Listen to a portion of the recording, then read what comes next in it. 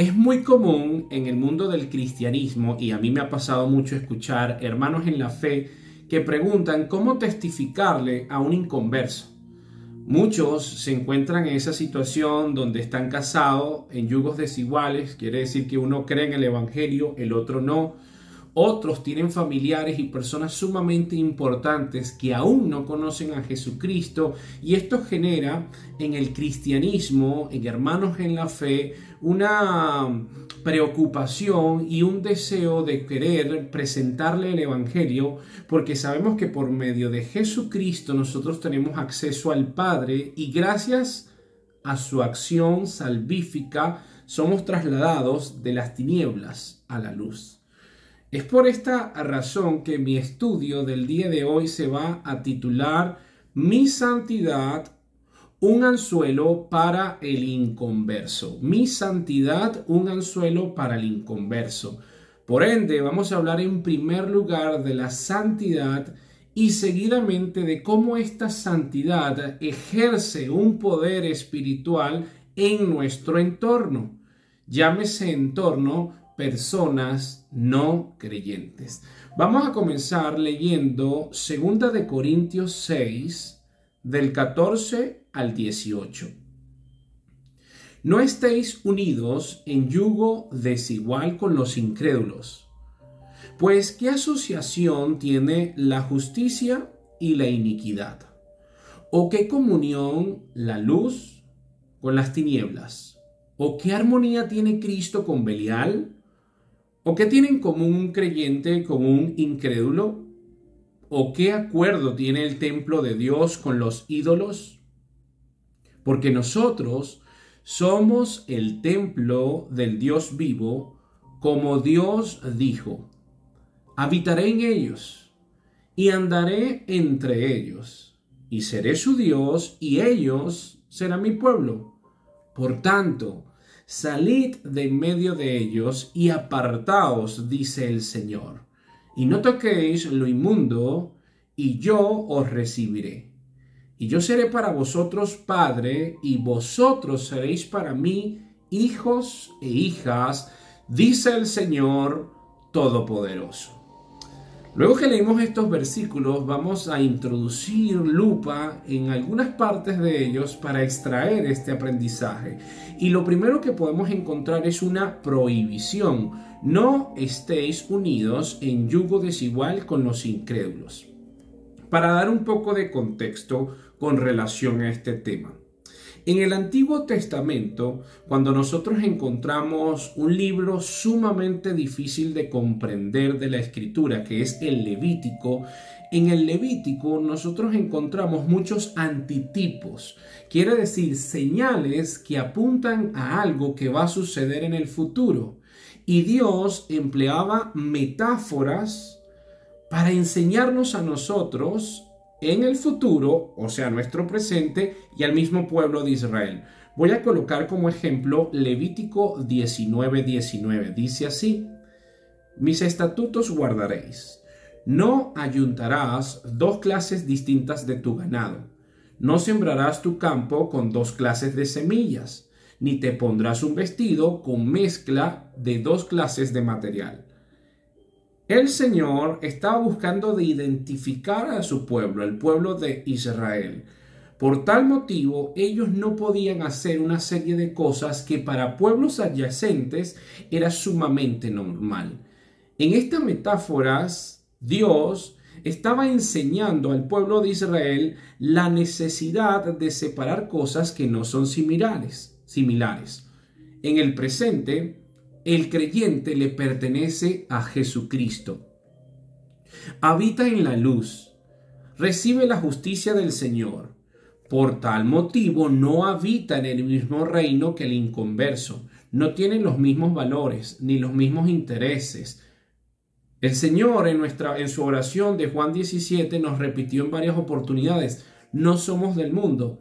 ¿Acaso no te ha pasado como hermano en la fe que en algunas oportunidades sientes frustraciones porque cuando vas a compartir algo relevante, trascendental, de suma importancia, sublime que está en la Escritura, no te prestan atención, y esta misma persona que necesita de Dios invierte su tiempo en cosas banales, futiles, y tú entras en un estado de tristeza al ver cómo no le prestan atención a algo tan valioso, algo que puede marcar un antes y un después. Ahí están esas diferencias.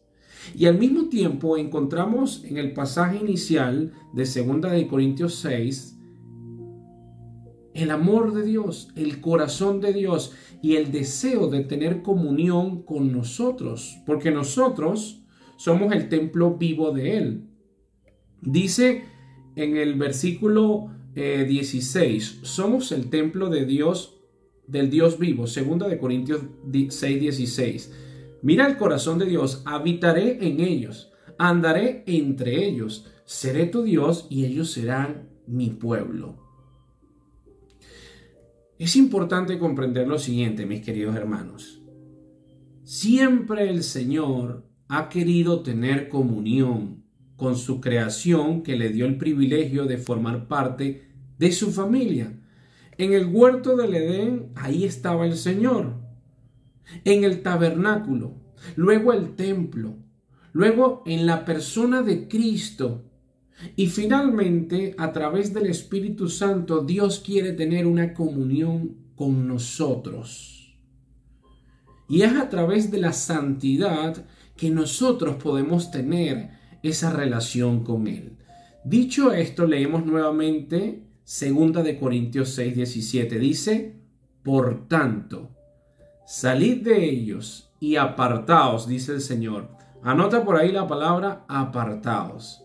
Y ahora vamos a leer 2 Corintios 7, 1, que dice: por tanto, amados, teniendo estas promesas, limpiémonos de toda inmundicia de la carne y del espíritu, perfeccionando la santidad en el temor de Dios.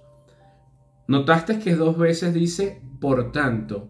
Tiene que ver con lo que acaba de decir, es una bisagra. Si yo soy el templo de Dios, si yo soy hijo de Dios, pues no puedo habitar en prácticas pecaminosas. Y hay una forma para yo motivarme de alejarme del mundo para estar en la presencia de Dios. Y tú te estarás preguntando, ¿y qué tiene que ver esto con nuestros familiares inconversos? Pues tiene todo que ver. Porque muchas veces aplicamos la Escritura para los de afuera y no comprendemos que si no internalizamos lo que dice la Biblia, si no la vivimos y no la obedecemos, no podemos ser instrumentos de Dios para influenciar a otros.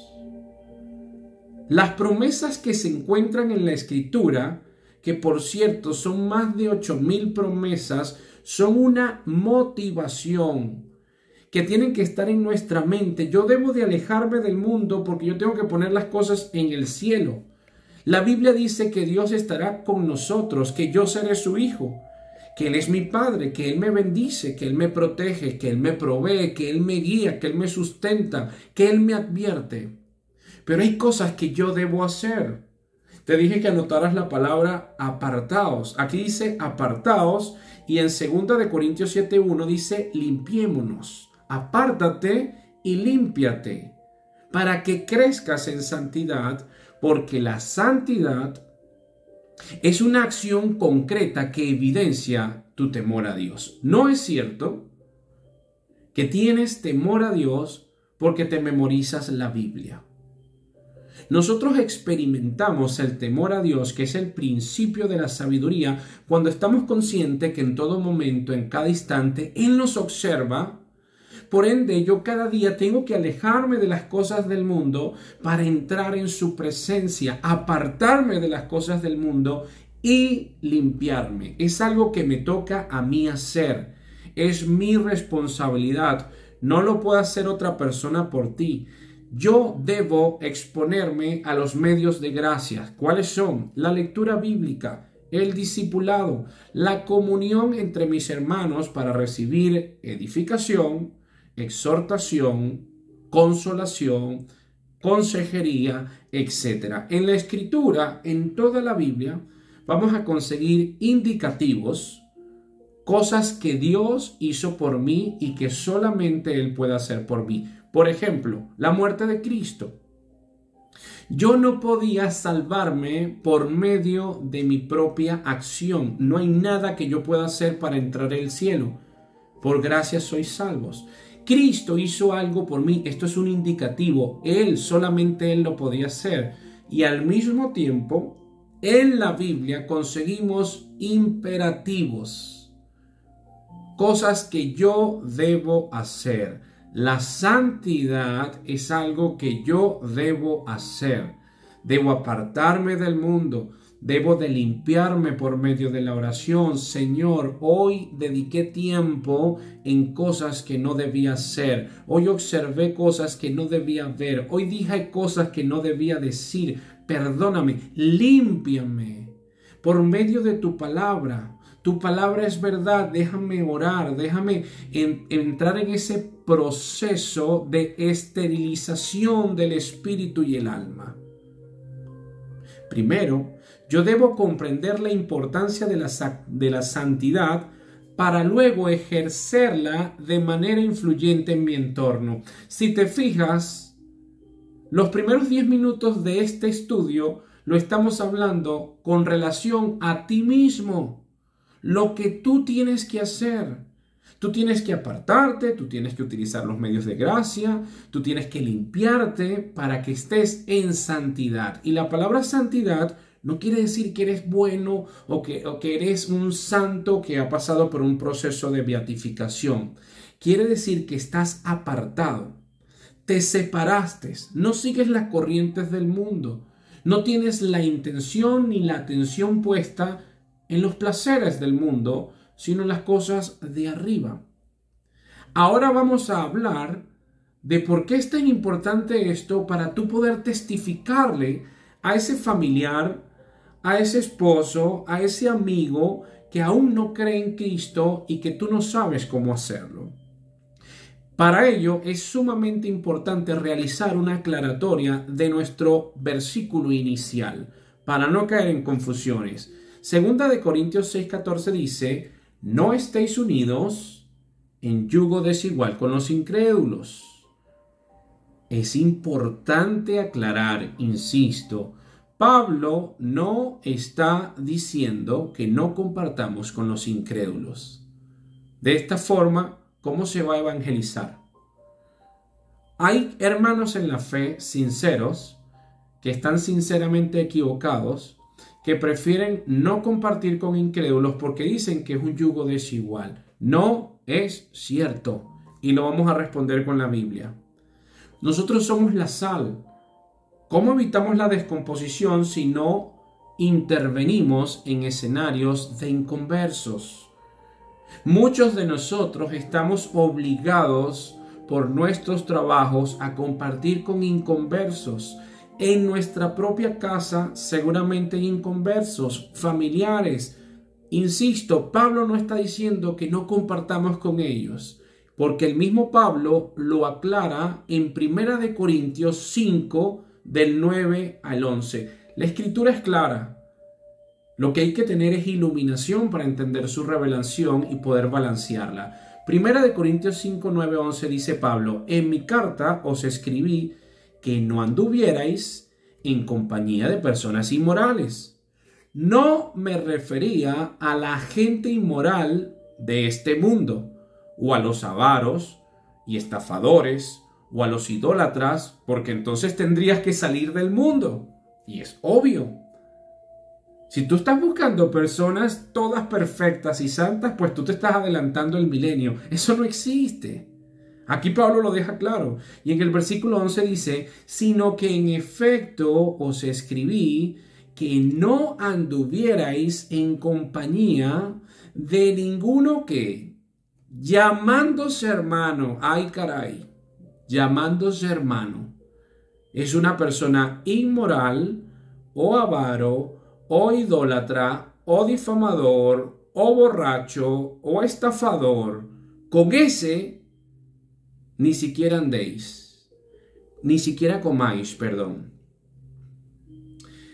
Es sumamente peligroso uno que se hace llamar cristiano, pero tiene una vida inmoral, pero es borracho, pero es estafador, pero es difamador. ¿Con qué moral tú te atreves a llamarte adorador, pastor, predicador, cristiano, cuando eres una persona hipócrita e inmoral? ¿Cómo pretendes tú influenciar en tu entorno de inconversos cuando tú no estás a cuentas con Dios? A esto se está refiriendo Pablo, al que se hace llamar hermano, pero tiene doble vida, pero no obedece la Escritura. ¿Y por qué Él nos advierte que ni siquiera comamos con Él? Porque este hombre está siendo piedra de tropiezo y por su acción deliberadamente irresponsable perjudica el evangelio. Y terminan diciendo: por eso es que no creo en los cristianos, porque mira, este que dice ser cristiano abandonó la mujer y estaba con la otra, este que decía que era cristiano y terminó siendo un borracho estafador. Por tal motivo nosotros tenemos que cuidar el evangelio y tenemos que tener vidas integrales, morales, de una sola pieza, que tú sí seas sí, que tú no seas no. Y esto no se encuentra únicamente en Pablo, no lo dice únicamente Pablo. Vamos al Antiguo Testamento. El profeta Jeremías dice en Jeremías 15:19, por tanto. Siempre que conseguimos ese por tanto es una bisagra de todo lo que viene antes. Así dijo Jehová: si te conviertes, el si es un condicional, yo te restauraré. No pidas restauración en tu casa, en tu familia, con los tuyos. No te atrevas a pedirle restauración a Dios si tú no eres una persona convertida. Y la conversión es la práctica constante del arrepentimiento y la fe. Y por sus frutos lo conoceréis. Cada día tienes más iluminación, cada día caminas más en el camino del Señor, cada día influencias tu entorno porque ven en ti: este hombre está cambiando, esta persona está cambiando. Esta persona, siento la presencia de Dios cuando habla de la Escritura. Si te convirtiereis, yo te restauraré, y delante de mí estarás. Y si te entresacares, esta palabra entresacares, en la Biblia de las Américas dice si apartas. Fíjate que estamos hablando de apartar. Si apartas lo precioso de lo vil, serás como mi boca. Conviértanse ellos a ti y tú no te conviertas a ellos. Y como ellos se convierten a ti, tú tienes que compartir con ellos. Yo por mi trabajo me la paso compartiendo en círculos de inconversos. No son creyentes. Y hay personas que no quieren escuchar el evangelio, pero sí pueden leerme a mí, leer mis acciones, leer mi comportamiento, leer lo que yo digo que va alineado con lo que hago y con lo que pienso. Se llama congruencia, y de esta forma yo les estoy predicando, porque yo estoy obedeciendo lo que Cristo me mandó a hacer. Y cuando tengo constantemente reuniones y comparto con estas personas que aún no conocen el evangelio, yo no tengo que caerles a bibliazos. Se habla de la Escritura cuando se dan las condiciones para que caiga en terreno fértil. Pero lo que siempre sí puedo hacer es testificar, estar tan seguro de lo que yo creo, que soy capaz a través de mi ejemplo de que ellos se conviertan a mí y yo no convertirme a ellos. Pero para tener esta fuerza de uno contra ellos, un singular contra plural, se necesita el Espíritu Santo, porque ese es el poder que recibimos de Hechos 1:8. El Espíritu Santo, una mente renovada. Tener en cuenta que son almas que necesitan de la palabra de Dios. Y entonces mi singular es una comunión con el Todopoderoso. Y si Él está conmigo, ¿quién puede estar en mi contra? Jesucristo es el vivo ejemplo de esto. Comía y estuvo con cobradores de impuestos, prostitutas y pecadores. Pero es importante aclarar cuál era el motivo de su acercamiento. Siempre lo hizo para testificar del reino de los cielos, pero nunca se contaminó. Él intervenía en ellos para que ellos se convirtieran a Él y no Él convertirse a ellos. Pero si tú no lees la Escritura, si no te disipulas, si no buscas tener comunión con tus hermanos, si no prestas atención a los mandamientos de Dios, tú terminas convirtiéndote a ellos. Y tú dijiste, no, es que me voy a acercar a este grupo para predicarles, y terminaste siendo el más mundano de todos, porque no estabas claro. Hebreos 12:14. Seguid la paz con todos, y la santidad, sin la cual nadie verá a Dios.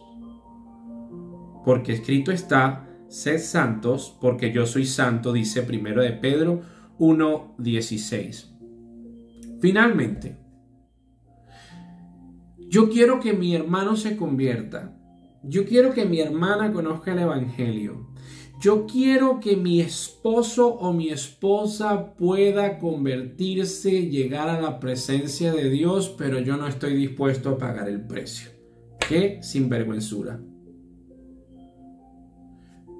Quiero que sepas, querido hermano, que predicas más con tus acciones, con tu congruencia y poniendo en práctica con tus hechos los mandamientos de la Escritura, que cayéndole a bibliazos y predicándole a personas que cuando te ven quieren salir corriendo. Tu santidad es el anzuelo ideal para que los inconversos en tu entorno puedan conocer y llegar a los pies de Cristo. Quiero finalizar con lo que dice Efesios 4:30. Y no contristéis al Espíritu Santo de Dios, con el cual fuisteis sellados para el día de la redención. Un creyente tiene al Espíritu Santo morando adentro de él, pero si no habita en la santidad, no se aparta del mundo, no se limpia, no comprende que es una luz para iluminar a todos esos entornos que están en tinieblas, puede entristecer al Espíritu Santo. Y resulta ser que es el Espíritu Santo la fuente por medio de cual recibes poder para transformar atmósferas, para presentar el Evangelio, para obedecer la gran comisión. Espero que este estudio sea de bendición para tu vida, y si fue así, compártelo con los tuyos, vuélvelo a escuchar, suscríbete en nuestro canal, comparte en los comentarios y de esta forma podamos alcanzar más almas. Que la gracia y que la paz de Dios te bendiga.